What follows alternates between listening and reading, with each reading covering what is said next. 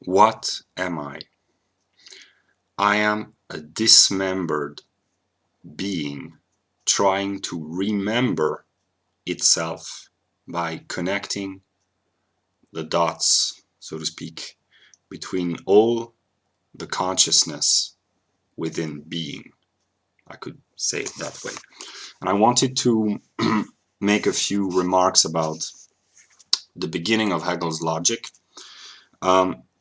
It says that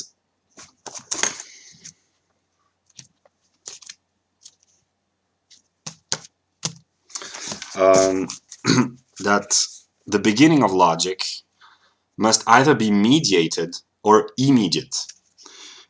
We can think of an objective principle of all things, like water for Thales, the Greek philosopher, or the one, or the nous, like in noetic understanding, which means the mind in ancient Greeks, in Anaxagoras, or the substance in Spinoza. Or we can begin by a subjective principle, thought, the I, the self.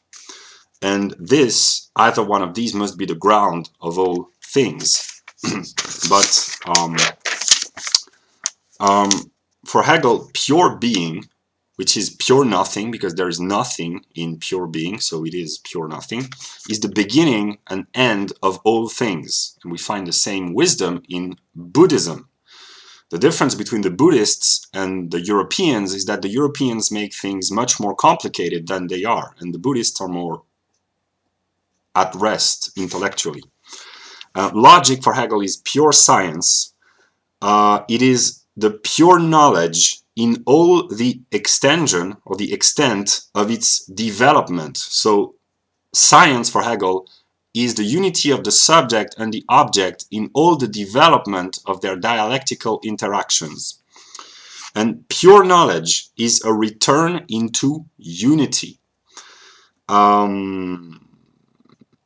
Knowledge is mediated because when we know, there is a subject knowing an object. So the subject is through the mediation of the object and reciprocally. And in pure science, as Hegel envisions it, it is immediate because the self knows itself as the object. And in a way, it's the mind of God who knows himself to be the thinking entity underlying all phenomena. Absolute knowing is pure being, which means pure nothing. There is nothing to know in absolute knowing because there is nothing. And an essential consideration, according to the beginning of the logic, is that progress in knowledge, to go forward, to increase your knowledge, is actually a return to the ground of all things. The ground is the fundamental principle of all things, the originary, the origin, the primordial origin of all things, which is the truth. So when we move forward in knowledge, we're actually moving backward.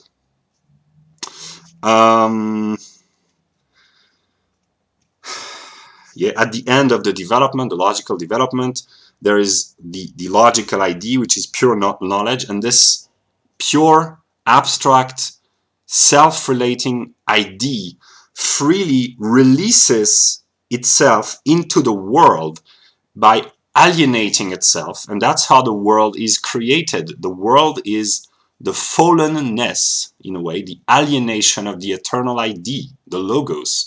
That's why the world is rational, whether you look at it from the point of view of scientific understanding or conceptual thinking. The world is rational because it is the mirror image of the eternal idea.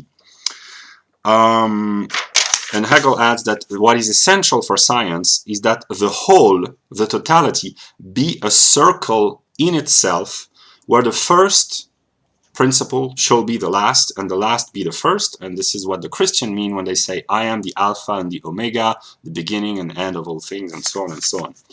And now I would like to quote the lyrics of a song, Into Deep, by Sum 41, because I'm into deep.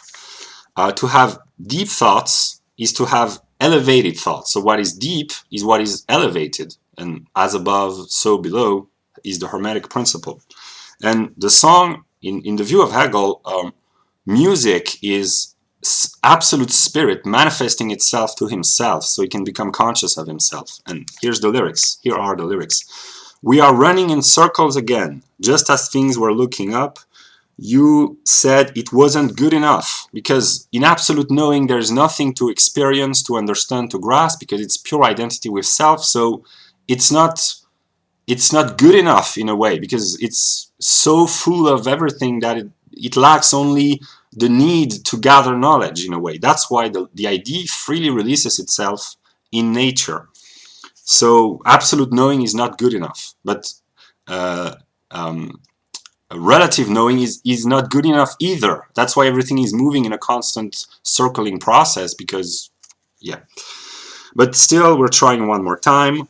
Because I'm in too deep and I'm trying to keep up above my head instead of going under. Seems like each time I'm with you, I lose my mind. Each time that spirit or mind comes into cognition with himself, he loses his mind as an individual.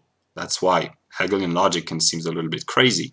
And to lose yourself is kind of a traumatic experience, but this is what people in religion call ecstasy, to be yourself out of yourself, to be united with a higher self.